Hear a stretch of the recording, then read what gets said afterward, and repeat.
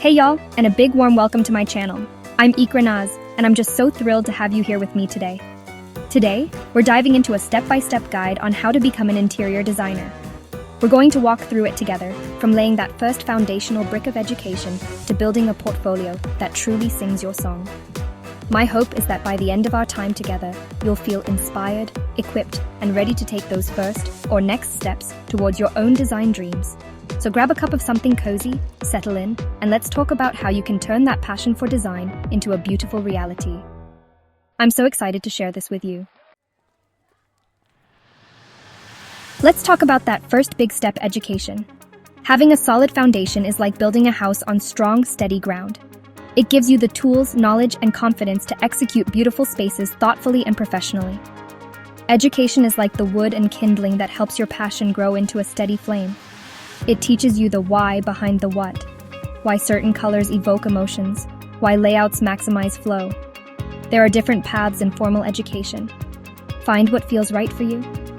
Bachelor's degrees dive deep into design theory and technical skills. Associate's degrees and diploma programs offer essential knowledge and practical training.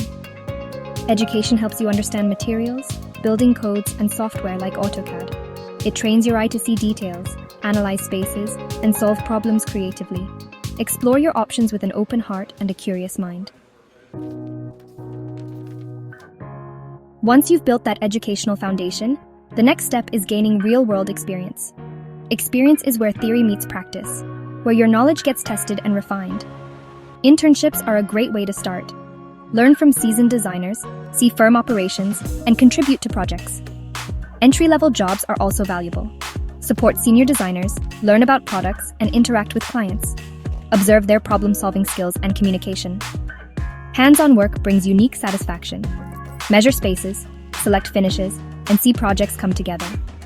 These experiences clarify your design passions. Seek opportunities, be proactive, and learn. Your passion will take tangible form, and that's beautiful.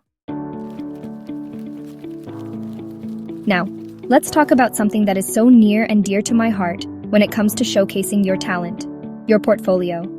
Your portfolio is so much more than just a collection of pretty pictures. It's your visual story, your design voice, the place where you get to share your unique perspective and passion with the world. Think of your portfolio as your most important calling card.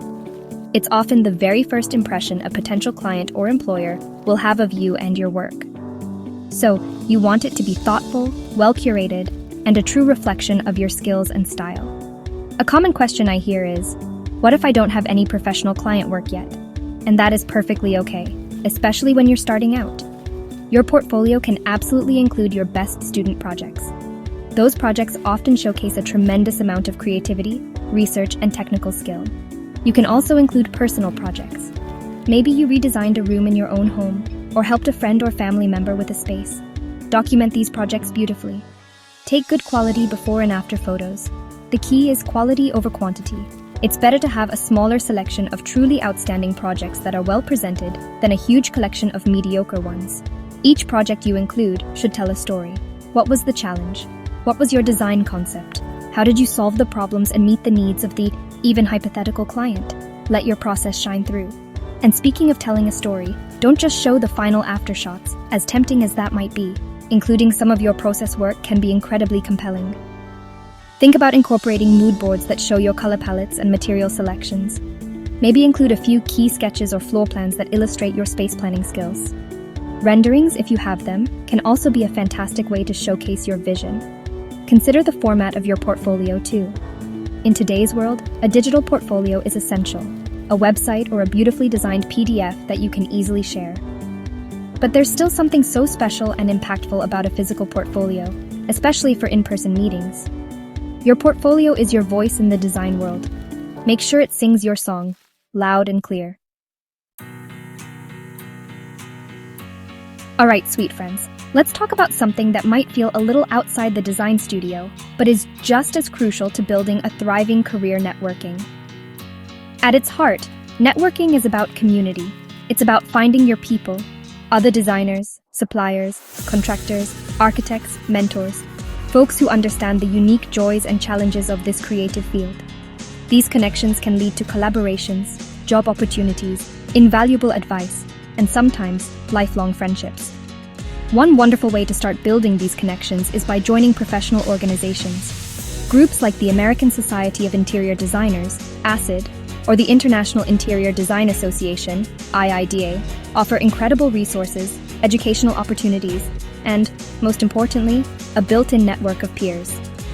Attending local chapter meetings or events can be a fantastic way to meet other designers in your area. And don't underestimate the power of industry events, trade shows, and workshops. These are not just places to see the latest trends and products, though that's a fun part too. They are buzzing hubs of activity where you can meet suppliers, learn from industry leaders, and connect with designers from all over.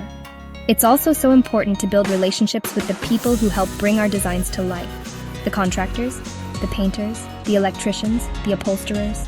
These skilled tradespeople are our partners in every project. Cultivating good, respectful relationships with them is key to smooth project execution and beautiful end results. Mentorship is another beautiful aspect of networking. As you're starting out, seek out designers whose work and career path you admire. Don't be afraid to reach out, ask for an informational interview, or see if they might be open to offering some guidance. And as you grow in your own career, remember to pay it forward and offer that same support to those coming up behind you. In our modern world, social media can also be a powerful networking tool. Platforms like Instagram and Pinterest are wonderful for showcasing your work and connecting with other creatives. LinkedIn is fantastic for professional connections. Engage authentically, share your passion, and build your online community. Remember, the goal of networking isn't just to collect a stack of business cards. It's about building genuine, lasting relationships. Authenticity is key.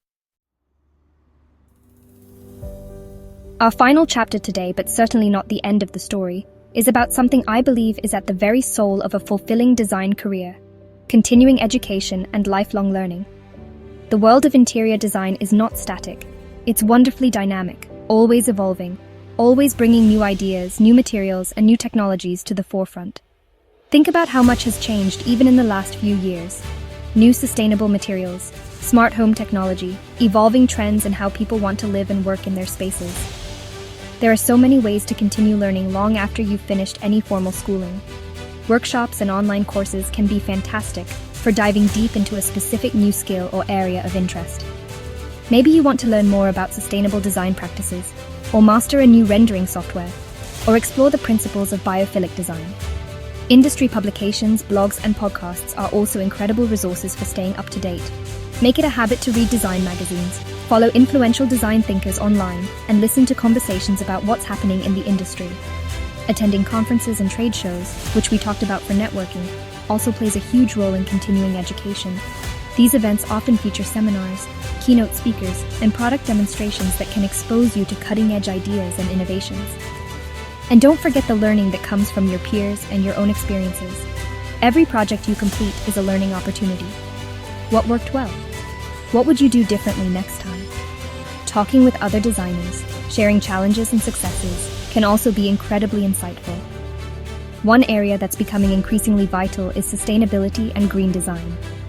As designers, we have a responsibility to think about the impact our choices have on the planet. Continuing education in this area can help you learn about eco-friendly materials, energy-efficient design, and practices that promote healthier indoor environments. Staying curious is perhaps the most important ingredient in lifelong learning. Never lose that childlike wonder about the world of design. This commitment to ongoing learning not only enhances your skills, but also keeps your passion for design burning brightly. So, as you embark on or continue your design path, make a promise to yourself to always be a student of your craft. Well, sweet friends, we've walked through quite a bit today, haven't we?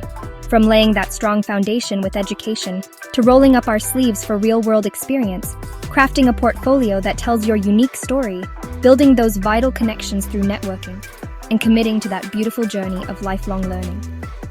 Each of these steps is a crucial part of building not just a career in interior design, but a truly fulfilling path where you get to share your heart and your talents. It's a big, beautiful adventure, and it all starts with that first step. If this conversation sparked something in you, or if you have your own experiences to share, I'd absolutely love to hear from you in the comments below. Thank you so much for spending this time with me today. Until next time, Take care and keep making the world a more beautiful place, starting with the spaces around you.